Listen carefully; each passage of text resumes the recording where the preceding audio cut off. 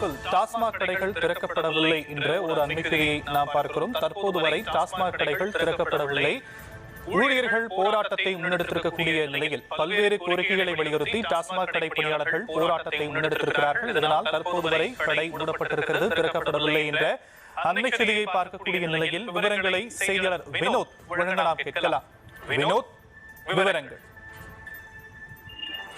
சேலம் மாவட்டத்தில் உள்ள அனைத்து டாஸ்மாக் கடைகளும் இன்றைய தினம் மூடப்பட்டுள்ளதால் குடிமகன்கள் மிகுந்த அவதிக்குள்ளாகிவிட்டார்கள்.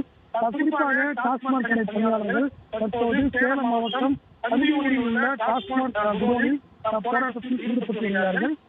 இந்த நிலையில் அவர்கள் கோரிக்கை என்னவென்றால் காலை மதுபாட்டில்களை திரும்ப வாங்கும் திட்டத்தை கைவிட வேண்டும். அதேபோல் டாஸ்மாக் கடையில் உடையும் படங்களுக்கு டாஸ்மாக் நிர்வாகமே பணம் வழங்க வேண்டும் எனவும், இது மட்டுமல்லாமல் டாஸ்மாக் கடையில் ஏற்படும் கூட்ட நெரிசலை கட்டுப்படுத்த கடை முன் பேரிடர்கள் அமைத்து உரிய பாதுகாப்பு வழங்க வேண்டும் எனவும், அதுக்குண்டான செலவு தொகையை டாஸ்மாக் நிர்வாகமே ஏற்றுக்கொள்ள வேண்டும் எனவும் பல்வேறு கோரிக்கைகள் வலியுறுத்தி தற்போது போராட்டத்தில் ஈடுபட்டுள்ளார்கள். இதனால் சுமார் 120க்கும் மேற்பட்ட கடைகள் சேலம் மாவட்டம் முழுவதும் தற்போது வரை திறக்காமல் மூடியுள்ளது.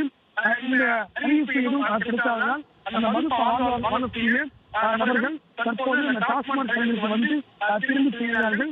இது மட்டுமல்லாமல் தொடர்ந்து டாஸ்மாக் நிர்வாகம் அந்த போராட்டத்தில் ஈடுபட்டுள்ள ஊழியர்களிடம் பேச்சுவார்த்தையில் ஈடுபட்டிருக்கிறார்கள். சுமார் 1 மணி நேரத்துக்கு மேலாக